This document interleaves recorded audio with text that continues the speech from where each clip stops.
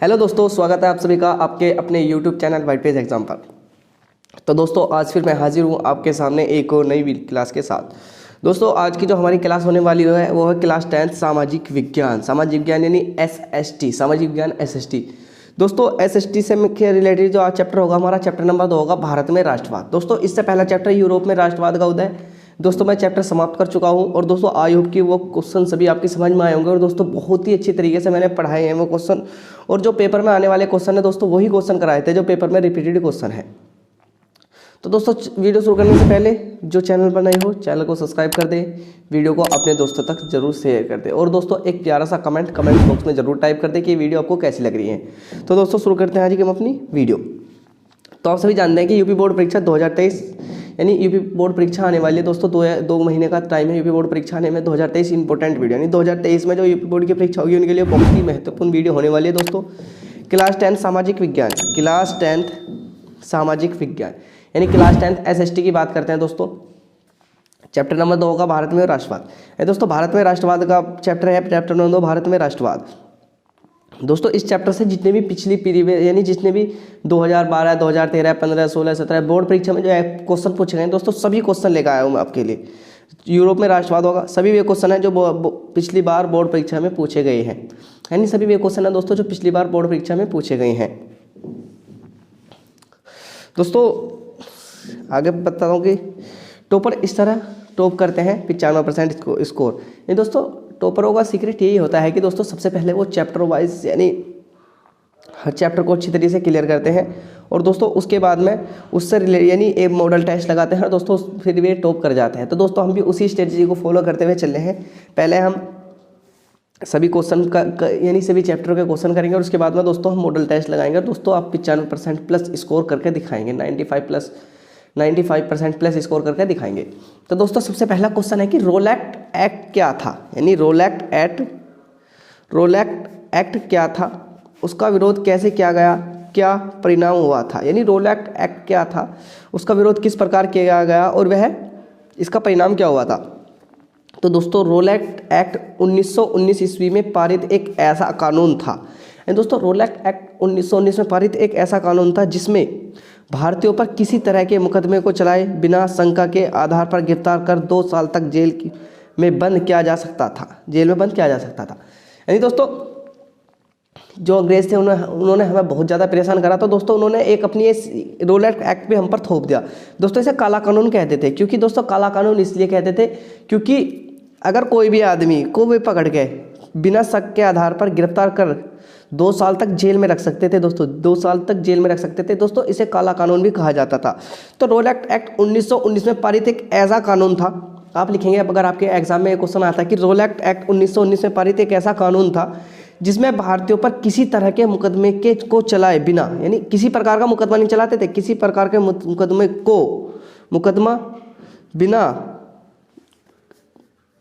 यानी तरह के मुकदमे को चलाए बिना, यानी बिना शंका के आधार पर नहीं, बस शक होगा, शक के आधार पर ही गिरफ्तार कर 2 साल तक जेल में बंद किया जा सकता था। 2 साल तक कहाँ दोस्तों 2 साल तक जेल में बंद किया जा सकता था। अब दोस्तों इसका क्या परिणाम था अब देखते हैं। परिणाम, अंग्रेजों ने राष्ट्रवादियों पर दमन शुरू करने के साथ साथ मार्शल लॉ लागू कर दिया और 13 अप्रैल 1919 को जलियांवाला बाग हत्याकांड हुआ। दोस्तों आप सभी जानते हैं यानी जो पंजाब में हुआ था जलियांवाला बाग हत्याकांड, यानी अंग्रेजों ने राष्ट्रवादी दोस्तों जो उस दौरान हमारे देश के लिए स्वतंत्रता के लिए लड़ रहे थे दोस्तों उनका दमन का मतलब दोस्तों उन्हें जेल में डालना शुरू कर दिया, साथ ही मार्शल लॉ लागू कर दिया तथा 13 अप्रैल 1919 को आप सभी जानते हैं कि 13 अप्रैल 1919 को जलियांवाला बाग हत्याकांड हुआ था 13 जनवरी। यानी इसके ये परिणाम हुए थे कि जो भी भारत के राष्ट्रवादी नेता थे, जो भी भारत की आज़ादी के लिए लड़ रहे थे, उन सभी का दमन का मतलब उन्हें पकड़कर जेल में डालना शुरू कर दिया, साथ ही मार्शल लॉ भी लागू कर दिया और 13 अप्रैल 1919 को जलियांवाला बाग हत्याकांड हुआ। अब दोस्तों देखते हैं साइमन कमीशन की रिपोर्ट से कांग्रेस क्यों असंतुष्ट थी, कांग्रेस ने किस नीति की घोषणा की। दोस्तों साइमन कमीशन क्या था। इस क्वेश्चन पूछा है कि साइमन कमीशन की रिपोर्ट से कांग्रेस क्यों असंतुष्ट थी, कांग्रेस ने किस तरह की नीति की घोषणा की। तो साइमन कमीशन में एक भी भारतीय सदस्य के शामिल नहीं के कारण कांग्रेस इसकी रिपोर्ट से असंतुष्ट थी। यानी दोस्तों जब साइमन कमीशन भारत आया तो उसमें इन्होंने जो सबसे पहले मांग रखी थी, इन्होंने कही थी कि जब हम साइमन कमीशन का निर्माण करेंगे तो उसमें भारतीय सदस्य भी होंगे। लेकिन जब साइमन कमीशन इंग्लैंड से भारत आया तो दोस्तों उसमें कोई भी भारतीय सदस्य नहीं था। तो आपको लिखना है कि साइमन कमीशन में एक भी भारतीय सदस्य के शामिल नहीं के कारण कांग्रेस इसकी रिपोर्ट से असंतुष्ट थी, क्योंकि इसमें कोई भारतीय सदस्य नहीं था। इन्होंने जो अंग्रेज थे इन्होंने अपनी रिपोर्ट अपना भी तैयार कर ली, इस वजह से कांग्रेस इनसे असंतुष्ट थी। कांग्रेस ने पूर्ण स्वराज की नई नीति की घोषणा की। यानी कांग्रेस ने क्या कर दिया फिर दोस्तों, कांग्रेस ने पूर्ण स्वराज की नई नीति की घोषणा की। तो ध्यान रखना कि साइमन कमीशन में एक भी भारतीय सदस्य के शामिल नहीं के कारण कांग्रेस इसकी रिपोर्ट से असंतुष्ट थी।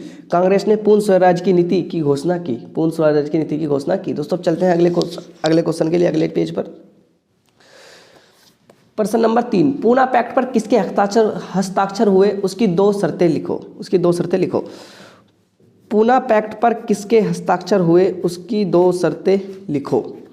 तो पूना पैक्ट पर गांधी जी, यानी दोस्तों कह रहा है कि जो पूना पैक्ट किसके मध्य हुआ था उनकी, और यानी हस्ताक्षर दोस्तों जब 2 आदमी के मध्य पूना पैक्ट होगा उनके तो हस्ताक्षर होंगे, किसके मध्य हुआ, यानी और किसने इस पर हस्ताक्षर करे दोस्तों, और इसकी 2 शर्तें।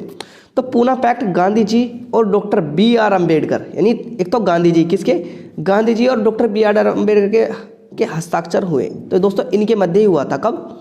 सितंबर 1932 ईस्वी में पूना पैक्ट पर गांधी जी और डॉक्टर BR अम्बेडकर के हस्ताक्षर हुए। सितंबर 1932 में हुए पूना पैक्ट की 2 शर्तें थी। इसकी क्या 2 शर्तें थी? पहली शर्त थी दोस्तों, अंबेडकर द्वारा दलितों के लिए अलग निर्वाचन क्षेत्र की मांग को वापस लेना। यानी दोस्तों पूना पैक्ट में 2 शर्तें थी। एक तो अंबेडकर ने जो दलितों के लिए अलग से निर्वाचित क्षेत्र, यानी दोस्तों जो SC ST वाले हैं उनके लिए जो अंबेडकर ने अलग से निर्वाचन क्षेत्र की मांग की थी उसे वापस लेना। दोस्तों दूसरा है कि दलित वर्ग को प्रांतीय एवं केंद्रीय परिषदों में आरक्षण दिया जाना। ये 2 मांग थी कि अंबेडकर द्वारा दलितों के लिए अलग निर्वाचन क्षेत्र की मांग को वापस लेना, और दूसरा था कि दलित वर्गों को प्रांतीय एवं केंद्रीय, प्रांतीय का मतलब दोस्तों जो राज्य होते हैं, उस दौरान प्रांत का मतलब दोस्तों राज्य से था, प्रांत का मतलब राज्य, क्योंकि प्रांत ही बोलते थे। राज्य एवं केंद्र का मतलब दोस्तों केंद्र सरकार परिषदों में आरक्षण दिया जाना। दोस्तों इसकी 2 शर्तें थी। तो ध्यान रखना, पूना पैक्ट महात्मा गांधी और डॉक्टर BR अम्बेडकर के मध्य हुआ था, जिस पर पूना पैक्ट की 2 शर्तें थी। 1932 में हुआ था। इसकी 2 शर्तें थी, अंबेडकर द्वारा दलितों के लिए अलग से निर्वाचन क्षेत्र की मांग को वापस लेना, और दूसरी थी दलित वर्ग को प्रांतीय एवं केंद्रीय परिषदों में आरक्षण दिया जाना। अब दोस्तों क्वेश्चन नंबर 4 की तरफ चलते हैं। खिलाफत आंदोलन क्यों शुरू हुआ? पहले विश्व युद्ध में, यानी दोस्तों खिलाफत आंदोलन पूछा, पहले विश्व युद्ध में अंटोमन तुर्की की हार हो चुकी थी।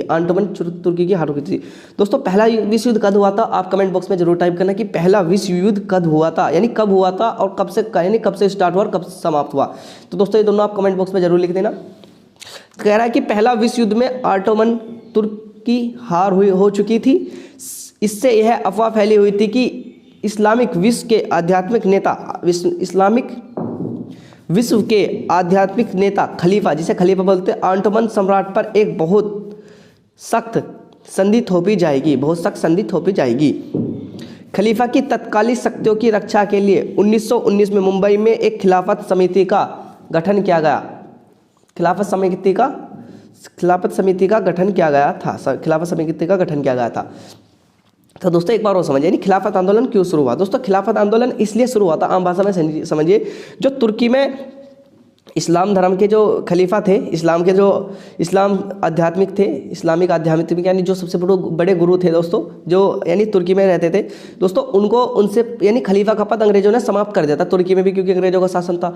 तो जो खलीफा का पद था तुर्की से अंग्रेजों ने समाप्त कर दिया। तो दोस्तों उसके विरोध के लिए भारत में यह जो खिलाफत आंदोलन शुरू हुआ था।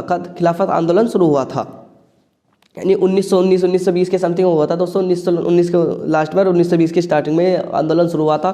तो लिख सकते हैं कि पहले विश्व युद्ध में ऑटोमन तुर्की की हार हो चुकी थी। इससे यह अफवाह फैली हुई थी कि इस्लामिक विश्व के आध्यात्मिक नेता खलीफा ऑटोमन सम्राट पर एक बहुत सख्त संधि थोपी जाएगी। खलीफा की तत्कालिक शक्तियों की रक्षा के लिए 1919 में मुंबई में एक खिलाफत समिति का गठन किया गया था। एक खिलाफत समिति का गठन किया गया था। तो दोस्तों क्या कहा गया था, 1919 में एक मुंबई में एक खिलाफत समिति का गठन किया गया था, जिसे 1920 में खिलाफत आंदोलन का नाम दिया गया था। दोस्तों आई होप कि आपके समझ में आएगा। अब दोस्तों चलता हूँ अगले क्वेश्चन पर। अब कह रहा है कि प्रश्न नंबर 5 है कि गांधी जी का नमक यात्रा का वर्णन करो। दोस्तों ये यात्रा है, नमक यात्रा का वर्णन करो। गांधी जी की नमक यात्रा क्या थी? तो दोस्तों 12 मार्च 1930 में इस आंदोलन की शुरुआत हुई। गांधी जी के दांडी मार्च यात्रा शुरू हुई थी, यानी इसे दांडी मार्च यात्रा भी कहते हैं। यानी 12 मार्च 1930 में इस आंदोलन की शुरुआत हुई और इसे गांधी जी की दांडी मार्च यात्रा यानी शुरू हुई थी। यानी जो दांडी मार्च यात्रा शुरू हुई थी। गांधी जी तथा साबरमती आश्रम के 78 अनुयायी, एक तो कौन कौन थे दोस्तों इसमें? एक तो गांधी जी थे तथा साबरमती आश्रम के 78 अन्य सदस्य ने। दोस्तों साबरमती के आश्रम के 78, दोस्तों साबरमती यानी गांधी जी की साबरमती आश्रम था। दोस्तों आश्रम के 78 अन्य सदस्यों ने, यानी गांधी जी और प्लस 78 अन्य सदस्य ने इसमें भाग लिया था। और 241 मील की दूरी पर स्थित दांडी नामक गुजराती तटीय कस्बे में जाकर खत्म हुई थी। कहाँ? 241 मील। दोस्तों 41 मील का अर्थ होता है दोस्तों 1 किलोमीटर जो होता है, यहाँ समझिए दोस्तों जो 1 किलोमीटर होगा वो तो 1000 मीटर का होगा, और जो 1 मील होता है ना दोस्तों, 1 मील होता है वो कितना? वो 1600 मीटर का होता है। 1600 मीटर का होता है। कितना? 1600 मीटर का होता है।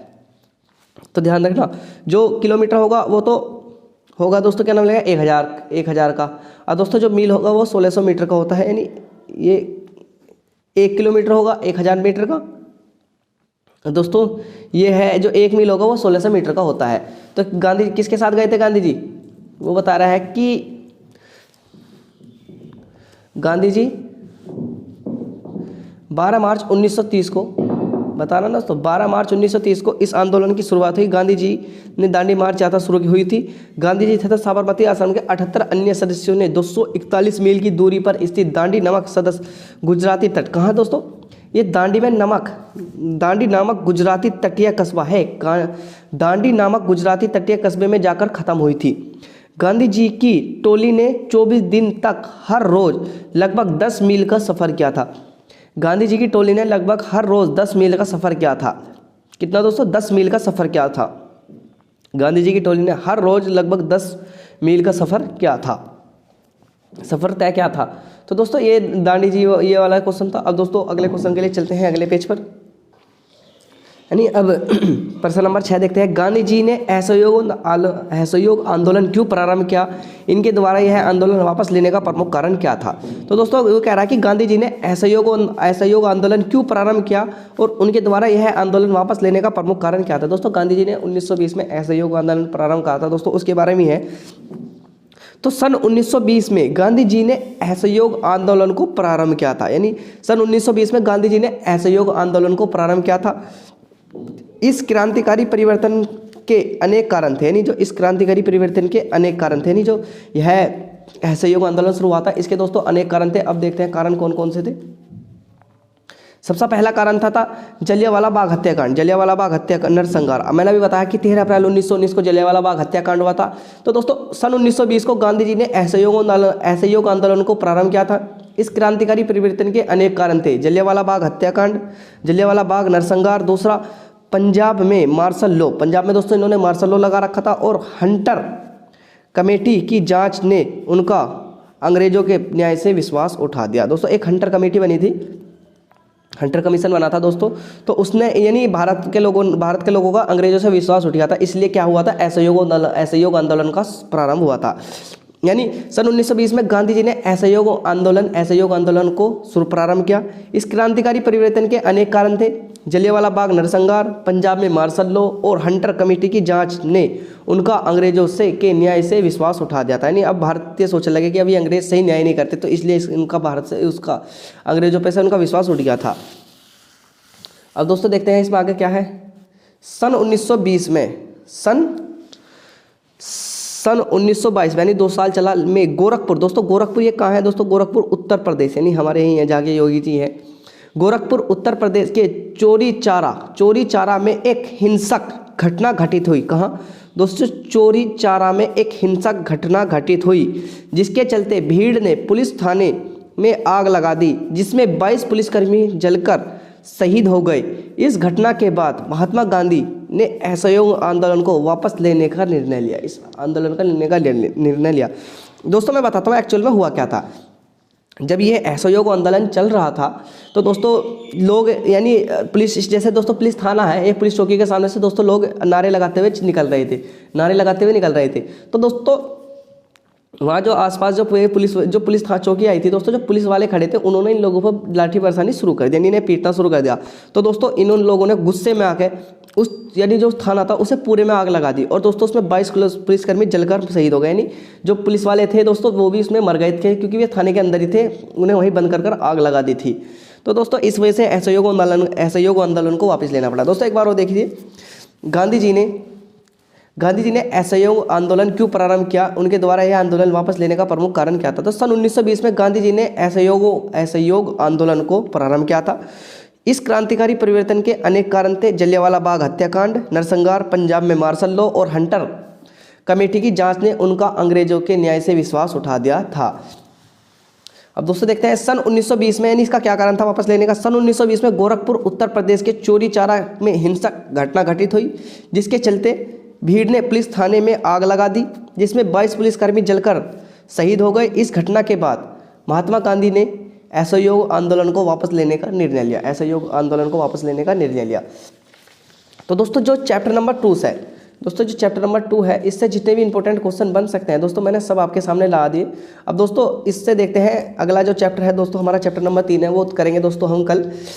उस चैप्टर से जितने भी इंपॉर्टेंट क्वेश्चन बन सकते हैं मैं उन सभी क्वेश्चनों को भी सोल्व कराऊंगा। तो दोस्तों आई होप कि आपको क्लास अच्छी लगी होगी। दोस्तों अगर आपको क्लास अच्छी लग रही हो तो आप हमारे चैनल को जरूर सब्सक्राइब कर दीजिए, ये वीडियो अपने दोस्तों तक जरूर शेयर कर दीजिए। और दोस्तों इनका PDF white page exam Telegram channel पर मैं दे दूंगा, आप वहाँ से जाकर इसका PDF भी डाउनलोड कर सकते हैं। तो दोस्तों मिलते हैं अगली वीडियो में। तो वीडियो देखने के लिए आपका दिल से धन्यवाद।